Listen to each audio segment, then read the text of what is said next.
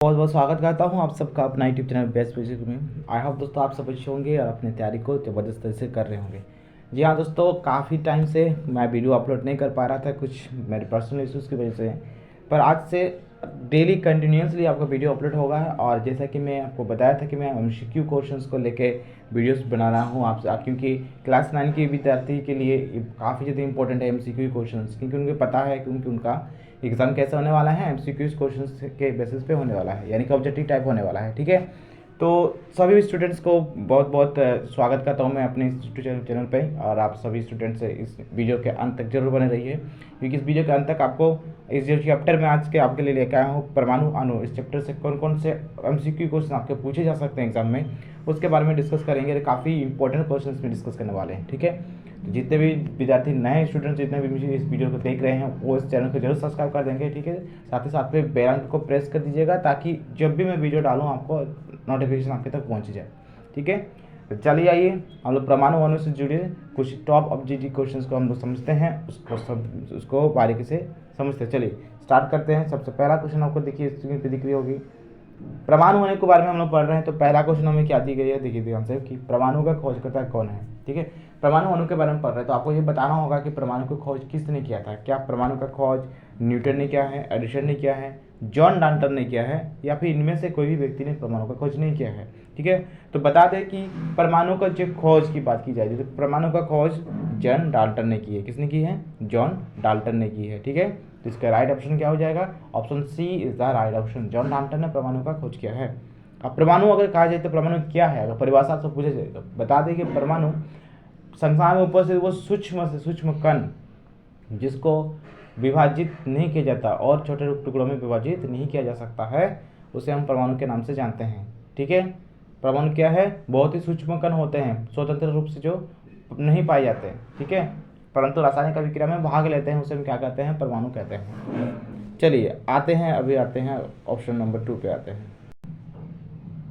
चलिए अब देखते हैं क्वेश्चन नंबर 2 को। क्वेश्चन नंबर 2 में आपसे पूछा है क्या कि डाल्टन ने परमाणु का सिद्धांत कब प्रस्तुत किया।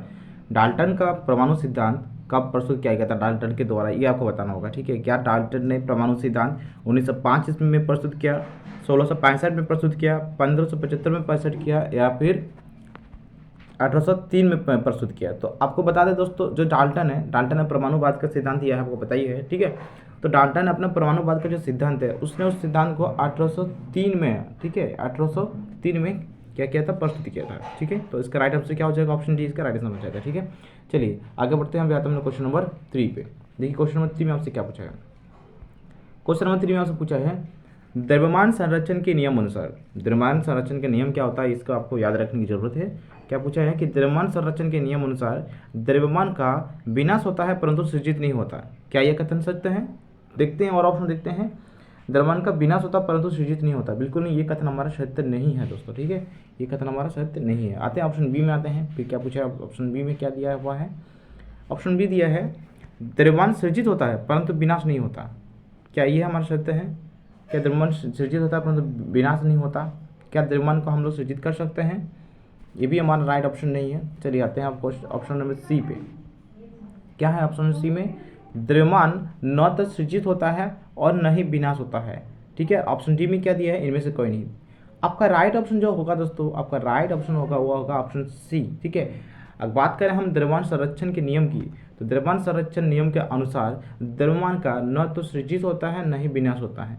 ठीक है, द्रव्यमान नहीं विनाश होता है और नहीं क्या होता है? सृजित होता है। इसे हम क्या कहते हैं? एक रूप से दूसरे रूप में परिवर्तन करते हैं। फॉर एग्जाम्पल, अगर आपके पास अभी 5 ग्राम का, ठीक है 5 ग्राम पेन अगर आपके पास अभी आपके हाथ में है, आप उस पेन को इस संसार में कहीं भी लेके जाइए, उसका जो 5 ग्राम का पेन है वो 5 ग्राम ही रहेगा। ठीक है, द्रव्यमान हमारा किसी भी स्थान के बदलने से या किसी भी जगह के बदलने से विनाश या सृजित नहीं होता है। ठीक है, आपके 5 ग्राम का पेन अभी आप जहाँ पे बैठ के अपने 5 ग्राम का पेन को पकड़े रखे हैं, ये इसका मतलब ये नहीं कि आप जब उस जगह से हट के कहीं और जाएंगे तो वो 5 ग्राम 10 ग्राम बन जाएगा, बिल्कुल नहीं, जितना है उतना ही रहेगा। ठीक है, तो द्रव्यमान संरक्षण का नियम क्या कहता है कि द्रव्यमान का न तो सृजित होता है और न ही द्रव्यमान का विनाश होता है। ठीक है, सर आई बात समझ में? तो इस प्रकार इसका ऑप्शन सी क्या होगा? राइट आंसर हो जाएगा। ठीक है, चलिए आगे बढ़ते हैं। अभी हम लोग आते हैं क्वेश्चन नंबर 4 पे। क्वेश्चन नंबर 4 पे क्या पूछा है? परमाणु त्रिज्या को सामान्यतः मापा जाता है। परमाणु त्रिज्या को किसमें मापा जाता है ये आपको बतानी होगी। परमाणु त्रिज्या को मापने का इकाई क्या है, ठीक है।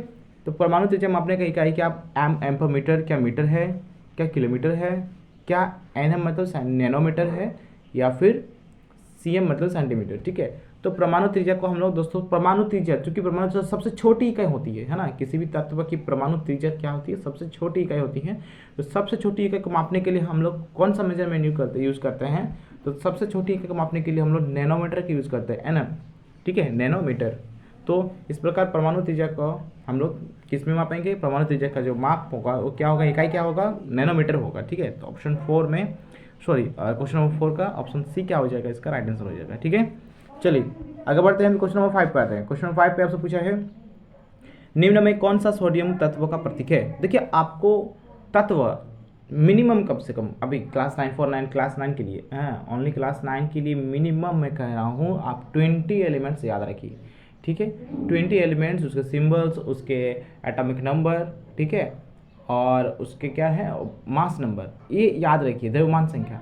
तो ये चीज़ आप याद रखेंगे, वैलेंस याद रखेंगे, आप आसानी से आप यौगिक बनाने सीख जाएंगे, केमिकल फार्मूला कैसे बनाना है आप सीख जाएंगे, इजीली सीख जाएंगे, ठीक है। तो आपको ये चीज़ याद रखना है, इस टेबल को याद रखना है। टेबल यानी कि आपको तत्वों के नाम मिनिमम 20 में कह रहा हूँ, मैक्सिमम आप जितना कर सकते हैं आपके लिए ही अच्छा होगा, ठीक है। तो जैसे यहाँ पे क्वेश्चन दिया है क्वेश्चन 5 पे कि निम्न में से कौन सा सोडियम तत्व का प्रतीक है।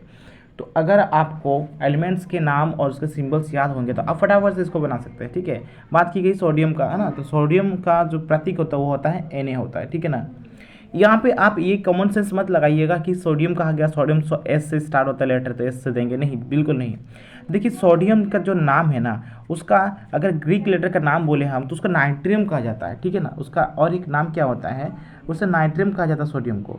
ये जो नाइट्रियम है ना, इसी नाइट्रियम से हम Na को लिया गया सिंबल, ठीक है ना। तो सोडियम को हम इसी नाइट्रियम के Na से हम इसको डिनोट करते हैं, ठीक है, ना कि एस से डिनोट करते हैं। एस से बिल्कुल भी मत सोचिएगा, एस रॉन्ग हो जाएगा आपका, ठीक है। तो आपका राइट आंसर क्या होगा, ऑप्शन ए आपका राइट आंसर होगा Na। सोडियम तत्व का प्रतीक क्या है, Na। तो चलिए अब देखते हैं क्वेश्चन नंबर 6 में क्या पूछा है आपसे। क्वेश्चन नंबर 6 में पूछा है, निम्न में कौन सा पोटेशियम तत्व का प्रतीक है। पोटेशियम तत्व का प्रतीक आपको बताना होगा, ठीक है। तो 20 एलिमेंट, जैसे मैंने कहा कि 20 एलिमेंट आपको याद रखना बहुत ज़्यादा जरूरी है, ठीक है। आप एलिमेंट्स का नाम जरूर याद रखिएगा ताकि आप आसानी से इन सवाल को कर सकें। पोटेशियम की बात की गई है, ठीक है। तो दोस्तों पोटेशियम का जो सिंबल होता है वो होता है के, होता है आपका क्या होता है, के होता है, ठीक है। अब बारी यहाँ पर भी ये समझने की, जैसे पोटेशियम का आप सब सोच रहे होंगे, पोटेशियम की बात कही गई है, पोटेशियम, ठीक है। तो पोटेशियम का लेटर जो साउंड आ रहा है पी से आ रहा है, यानी लेटर पी से स्टार्ट होना चाहिए, बिल्कुल नहीं है, ये पी लेटर से हमारा स्टार्ट नहीं होता है। पी पे अगर आप इसका टिक करेंगे तो आपका रॉन्ग हो जाएगा, ठीक है ना, बिल्कुल भी पी हमारा राइट ऑप्शन नहीं है। क्यों नहीं है, क्योंकि पोटेशियम जो है, पोटेशियम का दूसरा जो नाम है, ग्रीक वर्ड में पोटेशियम को क्या बोला जाता है, ग्रीक वर्ड में बोला जाता है पोटेशियम को केलियम बोला जाता है, क्या बोला जाता है, केलियम। जिस प्रकार मैंने सोडियम को बताया नाइट्रियम बोला जाता है उसे, तो इसके क्या बोला जाता है, केलियम बोला जाता है। ये जो केलियम वर्ड है, इस केलियम से के को लिया गया है, ठीक है। इस केलियम से के सिंबल को क्या किया लिया गया है, के से के को लिया गया ओनली। तो इस प्रकार जो हमारा पोटेशियम का जो सिंबल है वो क्या है, हमारा के है, ठीक है। आई समझ में। चलिए आगे बढ़ते हैं, अभी क्वेश्चन नंबर 7 पर आ रहे हैं। क्वेश्चन नंबर 7 में आपसे पूछा है कैल्शियम कार्बोनेट का सूत्र। अब कैल्शियम कार्बोनेट का सूत्र कैसे हम बनाएंगे, इस चीज़ को ध्यान से देखिए। आपको मैं सूत्र बनाने के लिए एक बहुत ही आसान तरीका बताता हूँ, ठीक है। सूत्र बनाने के लिए भी आपको वैलेंसी याद रखना बहुत ज़रूरी है, ठीक है। सभी तत्वों का वैलेंसी क्या होती है ये आपको जानना बहुत जरूरी होता है। और इस टॉपिक पर मैं वीडियो भी अपलोड कर दूंगा, जैसे मैंने बताया, ठीक है। जल्द मैं अपलोड करने वाला हूँ कि कैसे आप यौगिकों का निर्माण करेंगे।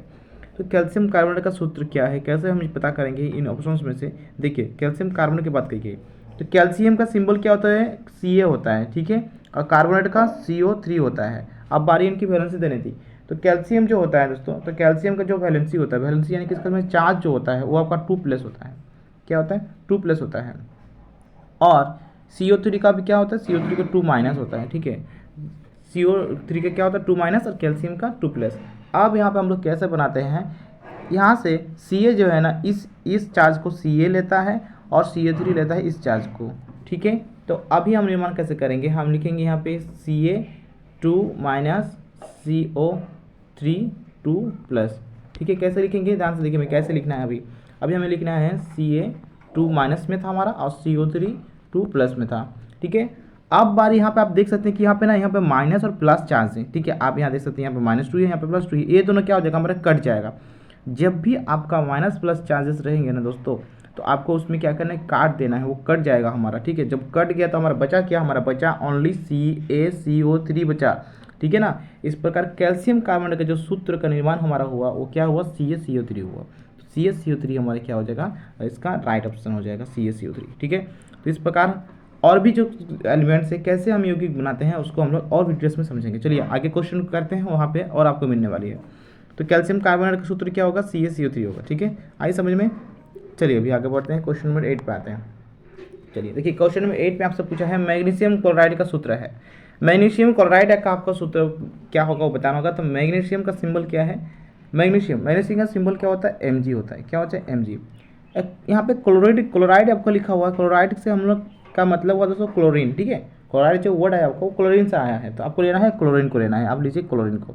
अब आपको यहाँ पे ये चीज़ ध्यान में रखना होगा कि मैग्नीशियम जो है, मैग्नीशियम का वैलेंसी चार्ज क्या होता है उसमें, ये आपको जानना जरूरी होता है। तो मैग्नीशियम जो उसमें चार्ज होता है आपका होता है 2, क्या होता है 2+ मैग्नीशियम का चार्ज होता है, ठीक है।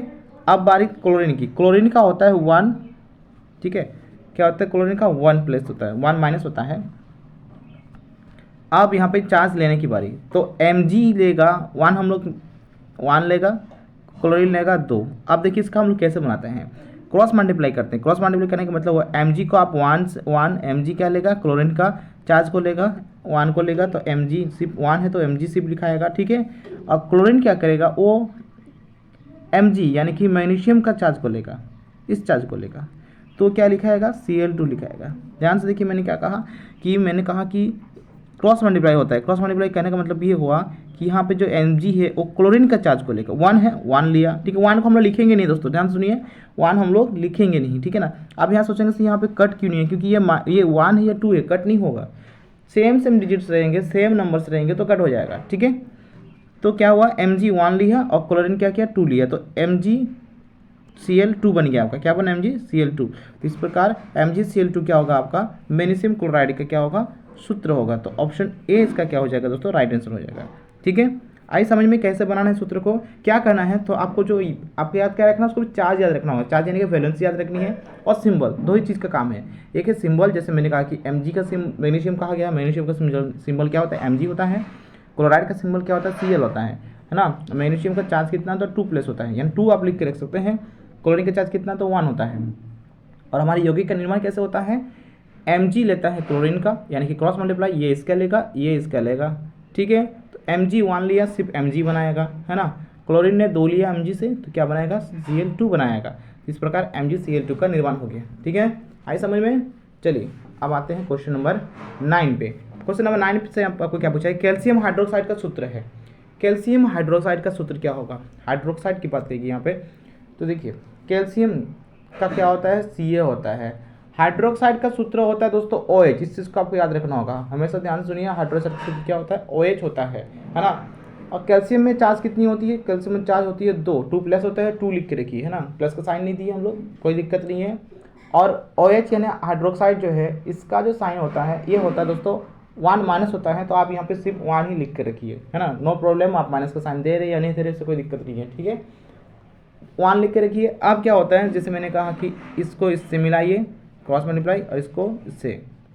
अब Ca क्या करेगा, 1 लेगा तो Ca बनाएगा ओनली, और OH क्या करेगा, 2 लेगा तो OH देखिए 2 जो लेगा ना, OH को हम ब्रैकेट में देंगे, होल2 लिखेंगे।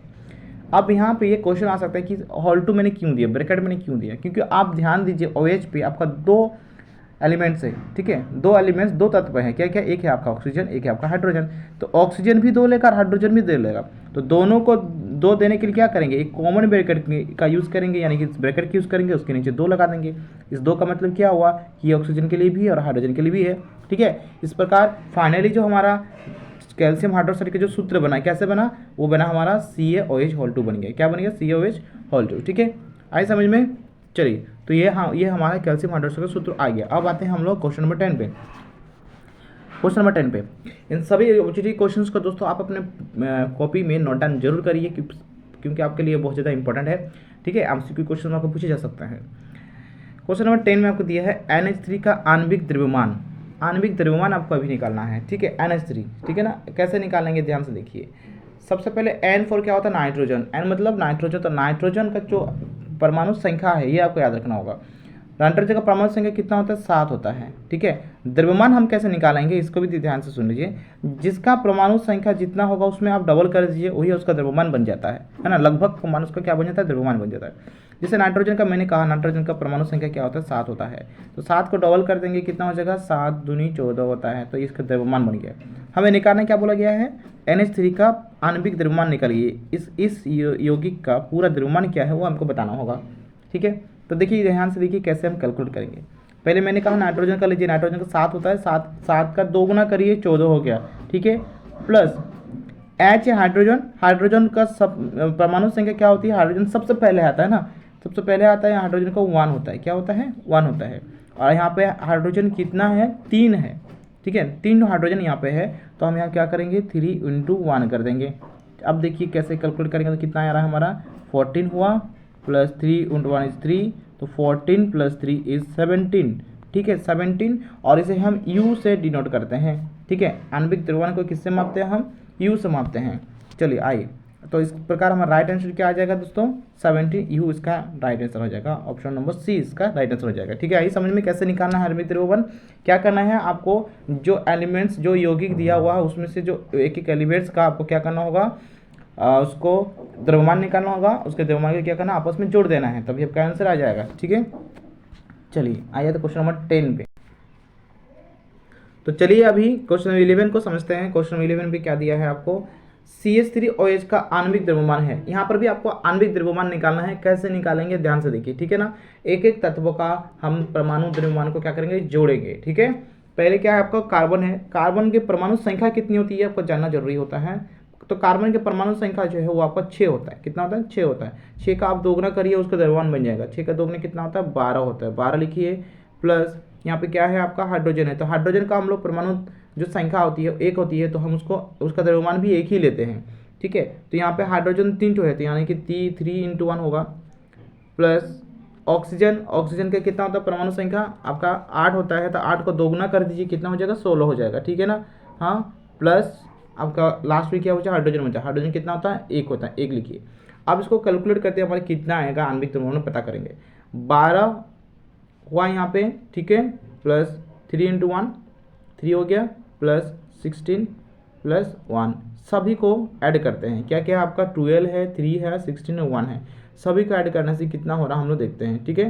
तो सभी को ऐड करने से हमारा आ रहा है दोस्तों आपका 32 आ रहा है, ठीक है। कितना आ रहा है, 32। आप ऐड करके देख सकते हैं, वीडियो को पॉज करके आप ऐड करके देख सकते हैं दोस्तों, ठीक है। तो आपका 32 आएगा, है ना, 32 U क्यों लिए, क्योंकि आणविक द्रव्यमान जो होता है उसको हम लोग U से, उसका जो यूनिट होता है उसे हम U से मेजरमेंट करते हैं, ठीक है। तो यहाँ पे CH3OH का आणविक द्रव्यमान क्या आएगा, 32 U आएगा, ठीक है। आई समझ में। चलिए आते हैं अभी क्वेश्चन नंबर 12 पे। क्वेश्चन नंबर 12 पे आपसे पूछा है S8 का मोलर द्रव्यमान है। अभी मोलर द्रव्यमान कहा गया दोस्तों, ठीक है। आणविक द्रव्यमान पूछा गया यौगिकों का, अब मोलर द्रव्यमान हम कैसे निकालेंगे ध्यान से देखिए।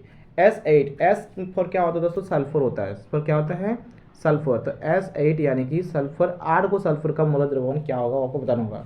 तो यहाँ पे क्या करेंगे, 8 × आपको सल्फर का जो सूत्र होता है, वो सल्फर का जो परमाणु संख्या होता है वो आपको याद रखना है।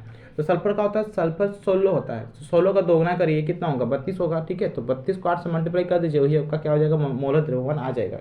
तो 32 को 8 से मल्टीप्लाई करेंगे, कितना हो जाएगा, देखिए 8 × 2 = 16, ठीक है। 8 × 2 = 16 हो गया, 8 × 3 = 24, कैरी 1 में 25 हो जाएगा, 256 हो गया। अब मोलर द्रव्यमान की बात कही गई है, तो मोलर द्रव्यमान को हम लोग दोस्तों ग्राम से मेजरमेंट करते हैं, G पर ग्राम, ठीक है। तो 256 ग्राम इसका क्या आ जाएगा, मोलर द्रव्यमान आ जाएगा। वेरी सिंपल, बहुत ईजी है, ठीक है। चलिए तो आगे हमारा ऑप्शन सी इसका राइट आंसर हो गया। S8 का मोलर द्रव्यमान क्या आएगा, 256 ग्राम। चलिए अब आते हैं क्वेश्चन नंबर 13 पे। क्वेश्चन नंबर 13 में आपसे पूछा है HNO3 का मोलर द्रव्यमान है। HNO3 का मोलर द्रव्यमान, तो यहाँ पर भी सेम, H फॉर क्या, हाइड्रोजन। हाइड्रोजन का परमाणु द्रव्यमान कितना होता है, 1 होता है, ठीक है। Plus N for nitrogen. Nitrogen का कितना होता है, 7 होता है, 7 में 14 लेंगे, ठीक है। Plus O for oxygen. Oxygen कितना होता है, 16। हाइड्रोजन 16 होता है ना, ऑक्सीजन का परमाणु संख्या 8, लेकिन द्रव्यमान कितना हो जाएगा, उसको दोगुना कर दीजिए, 16 हो गया, है ना। गुना यहाँ पे क्या लेंगे, 3 लेंगे, क्योंकि यहाँ पे ऑक्सीजन 3 तो है, ठीक है। अब इसको सॉल्व करते कितना होगा, यहाँ पे 14 और 1 15 हो गया, प्लस 16 इंटू 3 कितना हो जाएगा, 48 हो जाएगा। तो सबको ऐड करते हैं, कितना हो रहा है हमारा, हमारा हो जा रहा है दोस्तों 63 हो जा रहा है, कितना हो रहा है 63 हो रहा है। इसको ऐड करने से हमारा 63 ग्राम आ रहा है। तो मोलर द्रव्यमान क्या आ गया हमारा, ऑप्शन ए इसका राइट आंसर आ गया 63 ग्राम, ठीक है। तो HNO3 का मोलर द्रव्यमान क्या होगा, 63 ग्राम, ठीक है। कैसे निकालें, आगे समझ में कैसे निकाल रहे हैं, कुछ नहीं करना, वेरी सिंपल, आपको एलिमेंट्स का परमाणु द्रव्यमान को क्या करना है, जोड़ देना है, ठीक है। चलिए आते हैं अभी क्वेश्चन नंबर 14 पे।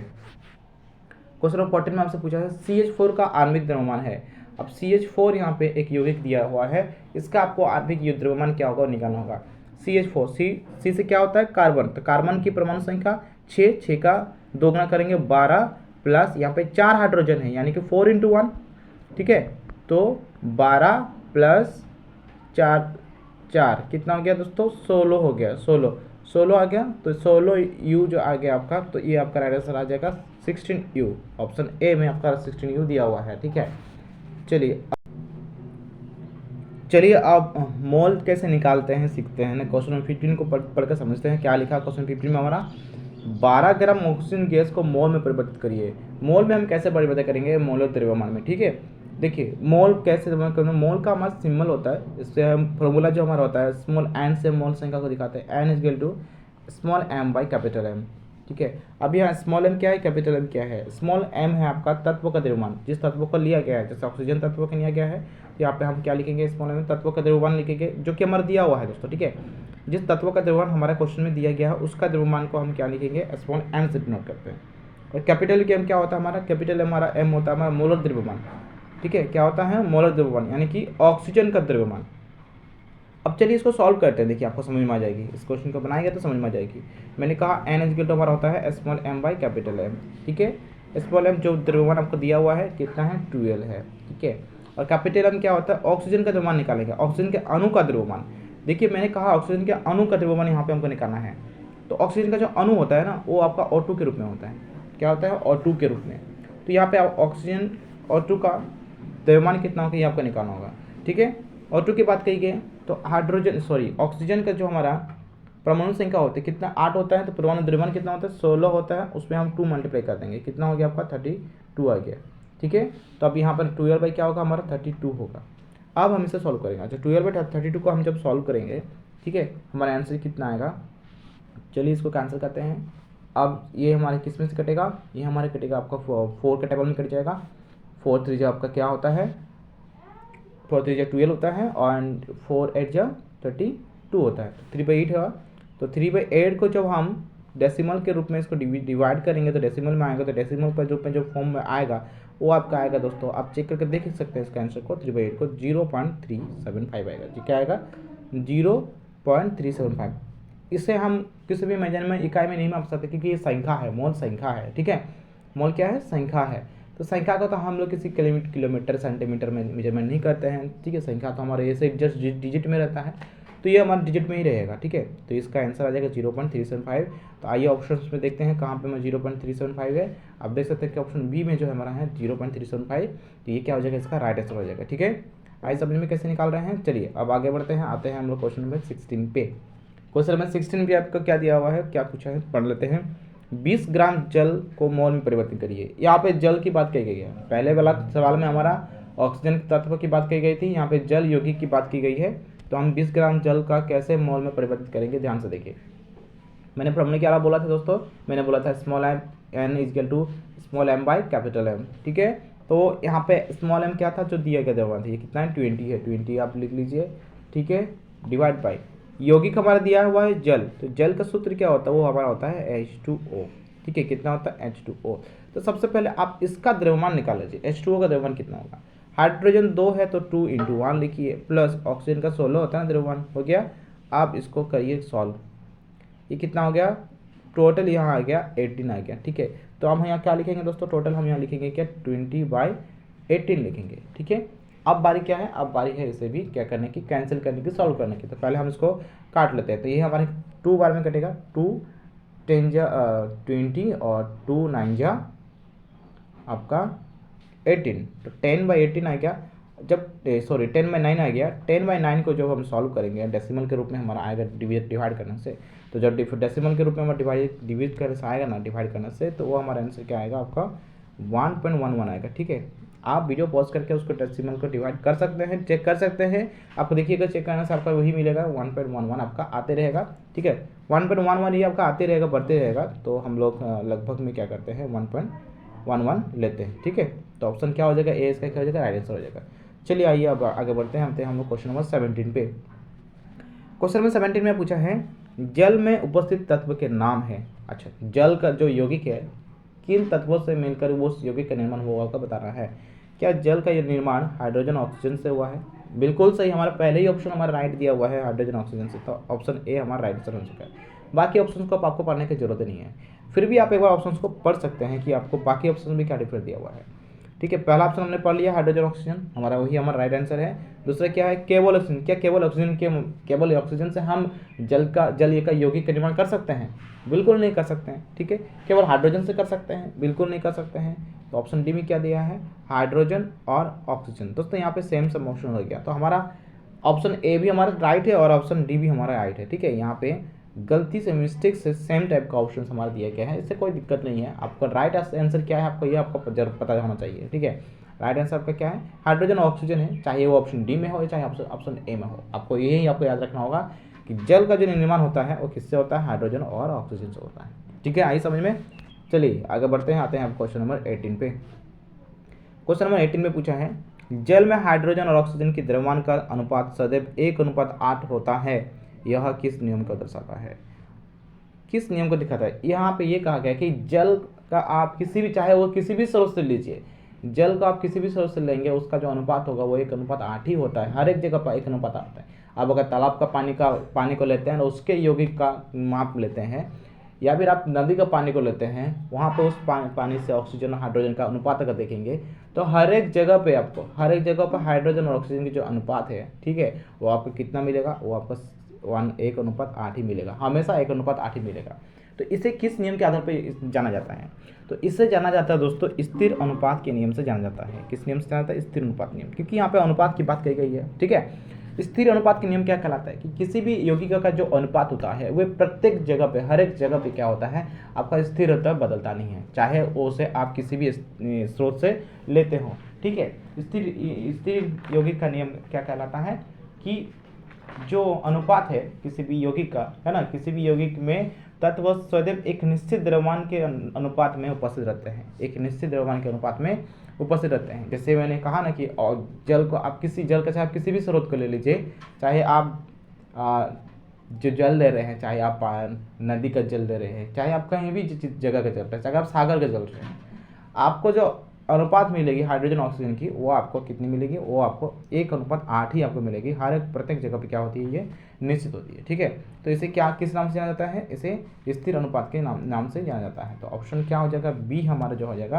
राइट आंसर हो जाएगा। ठीक है, ऑप्शन बी स्थिर अनुपाती नियम। ठीक है, इसे डाल्टन का प्रमाण सिद्धांत नहीं कहता और इनमें से नहीं, ये तो हमारा राइट आंसर होगा ही नहीं। ठीक है, चलिए अभी आते हैं हम लोग क्वेश्चन नंबर 19 पे। क्वेश्चन नंबर 19 में पूछा है परमाणु द्रव्यमान को किस इकाई से मापते हैं? चलिए यहाँ पे अभी आ गया दोस्तों हमारा एक सवाल। ठीक है, देखिए इससे पहले हम लोग परमाणु आणविक द्रव्यमान के बारे में हम लोग बहुत सारा सवाल कर लिए उसका, ठीक है ना, उसका सवाल हम लोग सॉल्व किए हैं। तो यहाँ पे आपको वही सवाल पूछा गया है कि परमाणु द्रव्यमान को किस इकाई से मापते हैं। तो आप नोटिस किए होंगे कि हमने जितना भी द्रव्यमान निकाला उसमें हमने यू का सिंबल दिया था ना, यू का सिंबल। तो यू जो हमारा सिंबल है, तो परमाणु द्रव्यमान को हम लोग यू से मेजरमेंट करते हैं। ऑप्शन सी इसका राइट आंसर हो जाएगा यू। ठीक है, चलिए अब आते हैं क्वेश्चन नंबर 20 पे। क्वेश्चन नंबर 20 में पूछा है आपका क्या, जल का परमाणुकता है। जल का परमाणुकता किसे कहते हैं? ध्यान सुनिए, परमाणुकता कहता है कि किसी यौगिक में उपस्थित तत्वों की संख्या, किसी यौगिक में उपस्थित तत्वों की संख्या को हम परमाणुकता कहते हैं। फॉर एग्जाम्पल जल की बात की गई, जल की कैसा सूत्र क्या होता है, H2O। क्या होता है H2O? कितने तत्व हैं यहाँ पे 2 तत्व आप कहेंगे ना, 2 तत्व नहीं, टोटल 3 है, क्योंकि हाइड्रोजन 2 हो गया, ऑक्सीजन 1 हो गया।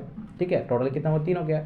बहुत इजी है इसको मेजर करना। ठीक है, तो ऑप्शन सी क्या हो जाएगा, इसका राइट आंसर हो जाएगा 3 है। जल का परमाणुकता कितनी है, 3 है। तो यहाँ पे हमारा टॉप MCQs का 20 ऑब्जेक्टिव क्वेश्चन कंप्लीट होता है दोस्तों, ठीक है। एक सभी क्वेश्चन बहुत ज़्यादा इंपॉर्टेंट है, आप इसे अपने कॉपी में, स्टडी कॉपी में जिसमें आप नोट्स करते हैं, नोट्स बिल्कुल करके रखिए, है ना। साथ ही साथ में अगर नए हैं तो चैनल को जरूर सब्सक्राइब करके रखिए, बेल आइकन को प्रेस करके रखिए, क्योंकि जब भी मैं नेक्स्ट वीडियो अपलोड करूँगा आप तक में नोटिफिकेशन पहुँच जाएगी और आपको MCQ क्वेश्चन मिल जाएंगे दोस्तों, ठीक है।